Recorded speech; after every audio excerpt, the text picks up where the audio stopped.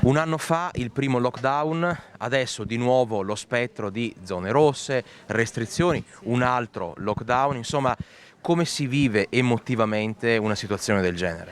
Emotivamente è abbastanza stressante, sì, però soprattutto penso per i giovani, anche per i tanto anziani, perché tutto sommato loro sono persone sole, la maggior parte, quindi alla fin fine si ritrovano soli in casa, in difficoltà e è un po' una situazione complicata per tutti. Mamma mia, una tristezza infinita, paura del futuro, non si vede tanta luce in fondo al tunnel e quindi siamo tutti molto così, in attesa. Si spera che qualcosa cambi, ma si vive sempre sperando, non è che si vive una situazione molto positiva, no? Siamo un po' tutti destabilizzati, voglio dire, perché varie speranze dopo vengono bloccate come sappiamo, insomma, ecco. Emotivamente come si vive questo momento? Viviamo con difficoltà sicuramente, non vediamo l'ora che passi, speriamo nelle vaccinazioni. Noi che abbiamo un'età poi che abbiamo bisogno di socializzare, chiudono di qua, chiudono di là